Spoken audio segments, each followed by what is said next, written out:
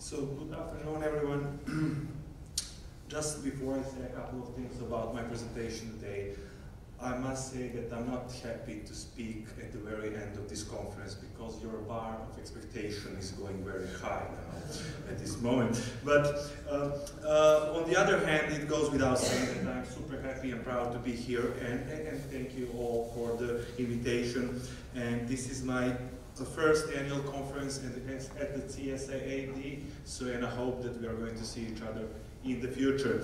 And before I go on with my presentation, I usually do that and say that I'm sorry because of my bad English, although I'm quite sure that we are going to understand each other. And of course, I'm no expert in the US foreign policy, but I think I do know, and I kind of feel it, that the Balkans isn't the US top priority. And I completely understand if some of you will say, then who cares? Who cares about this whole topic? But the thing is that I'm here the whole day, and as people were talking about the Middle East, I sensed that we are talking about the Balkans, because these two parts of the world are quite similar, and not in a good way, I think. So anyhow, Balkans is a soft belly of the EU, and the Balkans is a place where you have like different political interests for years, and definitely US is still a key player in there. But what I will argue here today is that the whole political processes, political instabilities, political stabilities, ideas, cultures, and so on, what is going on in the Middle East is actually going towards the Balkans. And I don't know that we are all the people or the countries in the Balkans are capable of politically dealing with all that challenges. When my whole idea about this presentation today comes actually from the year 2008. Because in 2008, I was given a visit from an officer from the Ministry of Foreign Affairs of Czech Republic in Serbia. And he gave me his card, and he was of course interested in talking about the Serbian Orthodox Church and so on. And he gave me his card, and on the card it says Ministry of the Foreign Affairs, Office for the Middle East. And then I asked him, but why you are here in Serbia? And he said to me that the Serbia is only one chain in that part of a chain which they call the Middle East, meaning that these two parts of the world are a function as a sort of the communication vessels. Yeah. So what is going on in the Middle East can influence what is going on in the Balkans.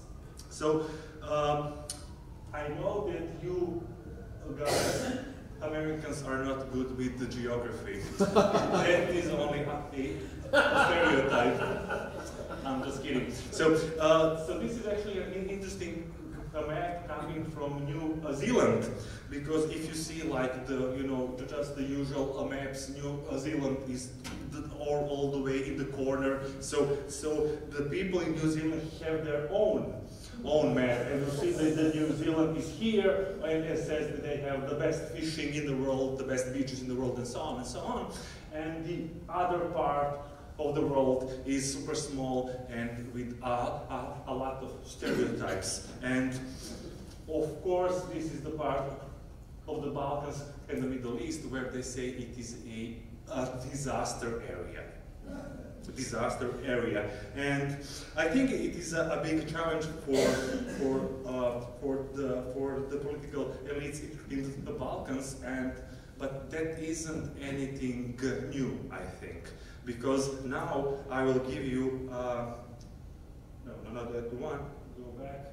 So yeah, this is Ivo Andrić. Ivo Andrić is the only Serbian who was given a Nobel Prize in literature in 1961.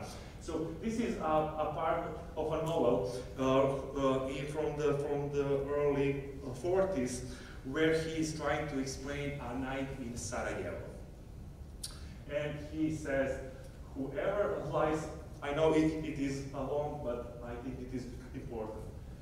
Whoever lies awake at night in Sarajevo hears the voices of the Sarajevo night. The clock on the Catholic Cathedral strikes the hour with weighty confidence, 2 a.m. More than a minute passes, to be exact, 75 seconds I counted. And only then with a rather weaker but piercing sound does the Orthodox Church announce the hour and chime its own 2 a.m. A moment after, in the tower clock of the Bay Mosques, strikes the hour in a hoarse, faraway voice, and it strikes 11, the ghostly Turkish hour, by the strange calculation of distant and alien parts of the world. The Jews have no clock to sound the hour, so God alone knows what time it is for them by the Sephardic reckoning or the Ashkenazis. And the conclusion is that while everyone is sleeping, division keeps vigil in the counting of the late small hours, and it separates these sleeping people who awake, rejoice and mourn, feast and fast by 4 different and antagonistic calendars, and send all their prayers and wishes to one heaven in 4 different ecclesiastical languages. And this difference, sometimes visible and open, sometimes invisible and hidden, is always similar to hatred and often completely identical with it. This is the most important challenge when we are talking about the politics in the Balkans, that our political elites, political parties, civil societies, as well as all foreign influences have no answer to it. And I think that the influence which is coming from the Middle East into the Balkans is not actually like weakening all these things. They are giving it specific strengths. So I know we have a keynote address after that, so I will just give you 2 case studies. We have people from Turkey in here, and obviously, like Balkans was a part of the Ottoman Empire, and back in 2012 I was in Istanbul at a conference on the 100 years after the Balkan Wars, which was the end of the Ottoman Empire in the Balkans. And interestingly, that conference was organized by AKP and Erdogan. Yeah, but he was a whole different dude, I think, back in 2000. Huh? Yeah. So, but the whole idea of the conference was that the Balkans is a part of Turkey, not in like a political senses, but in the cultural, identical, and so on. So, and Turkey is definitely the #1 address in the Muslim world for the Balkan Muslims. But the thing is that the whole influence of Turkey in the Balkans is come as a prize for not being a part of the EU. You will find the whole, I don't think you will find any scholars in the Balkans or maybe in Turkey that the foreign powers allowed Turkey to exert its own soft power into the Balkans as a prize or as a consolation prize for not being a part of the EU. Of course, as I think that many of you will know that Turkish influence in the Balkans is a part of the Neo-Osmanism and the whole doctrine of the strategic depth of Ahmet Davutoglu. However, I had interesting interviews with scholars from Turkey, asking them if the Turkish policies towards the Balkans would change if Erdogan loses the elections, and they said no. And they say no. So it means that that change is about to happen, but it isn't going to be a fast change. Another way how the foreign powers influencing the Middle East and then influencing the Balkans was ISIS.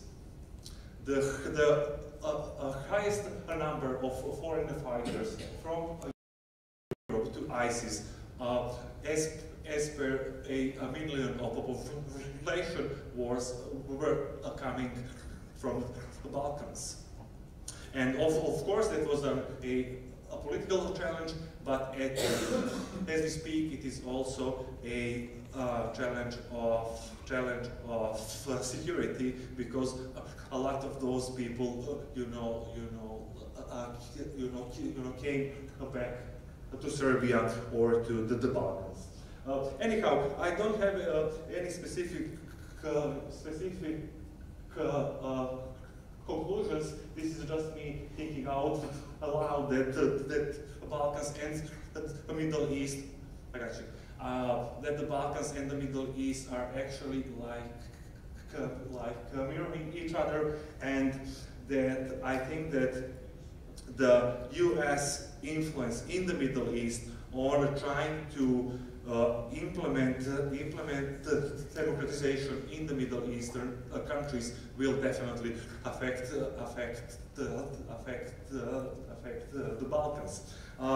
However, it isn't only about the Middle East. A political stability and political future of the Balkans is based on the successful democratization processes in Istanbul, in Cairo, in Riyadh, but most importantly in Moscow, because there is an enormous influence, because the Balkans is still that part of the Europe where Putin has some sort of a power, and he has that big influence in there. So I don't want you to think that the Balkans isn't a good place to be. You can always come to Belgrade. We have excellent food, and the booze is quite cheap. Thank you.